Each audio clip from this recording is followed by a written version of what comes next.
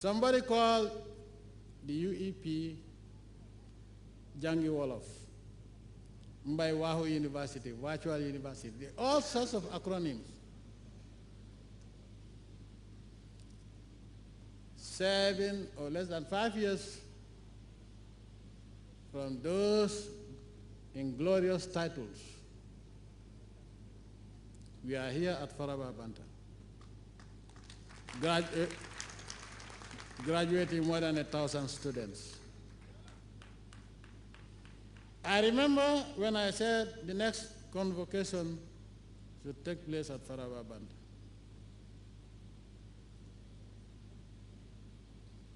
One minister looked at me, I will not tell you who he or she is, and said, "Sir, did I hear you say Faraba Banta?" I said, "If you want, I will spell it or write it out for you to be able to read, to know that I mean Faraba Banta." "Yes." He said, "Where in Faraba Banta?" I said, "Before you reach Faraba Banta, on the right of the road, opposite this site I'm talking about, there's a cashew plantation." He looked at me and said, "Sir, in order for us not to fail, why don't we look at Gunjur and others?" I asked him why. He said, "You know, the road is good and there is electricity." I told him or her, "You are very intelligent." I told him or her,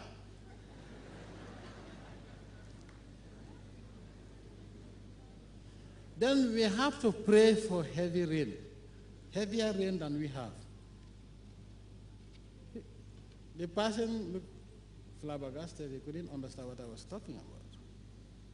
So, "Did you say heavy rain?" I said, "Yes." He said, "Why?" I said, "I think the electricity you were talking about was dropped by the rains in Gunjur and Brufut. And so when it rains heavily, then we'll have it in that place." He said, then the person changed to Wolof. Sorry if I say he, it may not be a he. Then the person changed to Wolof. The person said, "Sir, why do you fata na yo yako fadef?" "What do you mean by yo? Me?" The person said, "Yes. I'm the one who put up that electricity." And the person said, "Yes." So, "Oh, then if I put electricity at Brufut, why can't I put it at Faraba Banta?"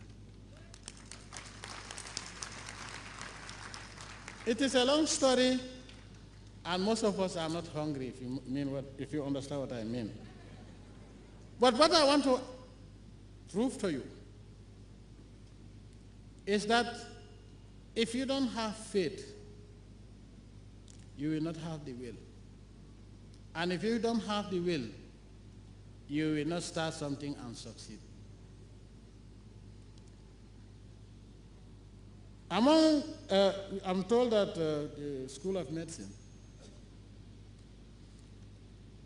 when we talked about the university, they told us to wait for 25 years.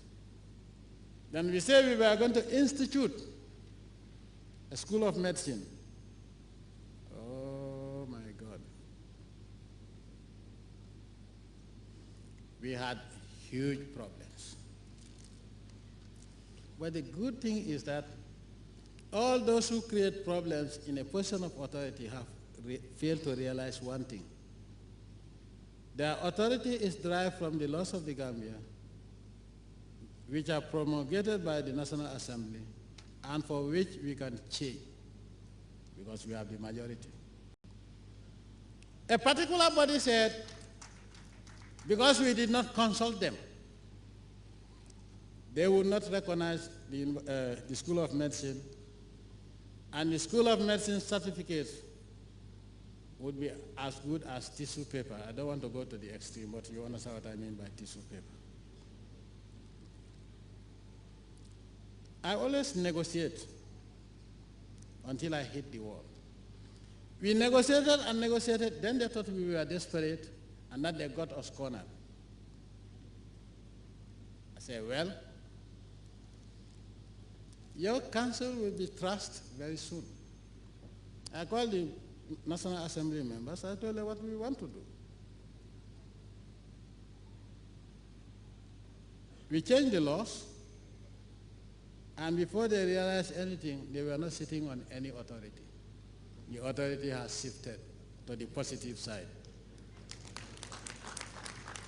Then some of them attempted to write to the WHO. They say that the government didn't listen to professionals. Professionals in what? In giving prophecies of doom? I told the WHO that I'm a leader, I'm not a follower. I lead my people in the positive direction.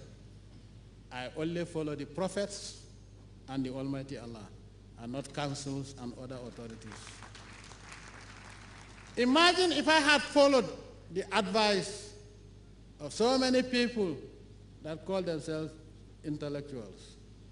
Among them, we have those that had pulled them down, PhDs,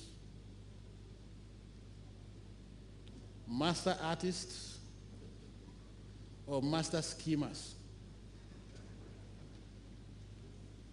And some of them are just bare aristocrats. If I had waited for 25 years, how many of you would have seen the inside of a college today? One thing is very clear. I believe in God, and I believe in his prophets. They are the only ones I follow. And whatever is good for this country, even if I have to give you my life for you to have it, I will. I think there are people that will not learn lessons. Still, these people will not rest. Just a year ago, when we talked about law school, at least today we can boast of homegrown, home-trained 60 doctors that we can be proud of. At least this is more than what the First Republic did in 32 years, and 1,000 times more than what the good governors or the experts of good governance and democracy gave to this country in 400 years. We talked about law school, and they looked at me, and I think sometimes people wonder what type of human being I am to come up with these ideas. The guy said, "Sir, did you say law school?" I said, "Yes, I mean law school to train Gambians to become lawyers in their own country." The guy looked at me and said, "I know you are determined." I said, "Don't tell me what I know. Tell me what I don't know. That's why you are here." Then the guy looked at me. He's very intelligent. This time he said he or he. He said, "I won't doubt you because with your determination, I know you can make it." And then the guy said, "I suspected that you were going to talk about it," and I consulted. And they told me the story of the university and the story of the medical school.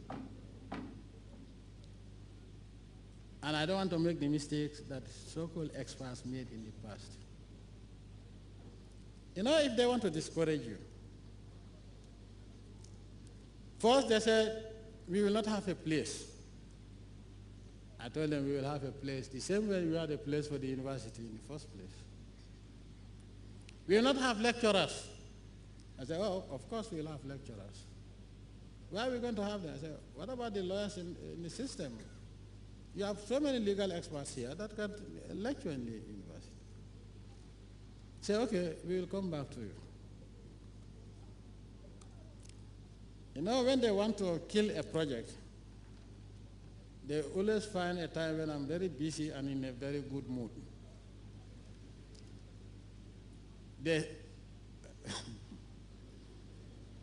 You're laughing, but it is very sad. How people can scheme to discourage you from something that is for the welfare of the country. Where did they come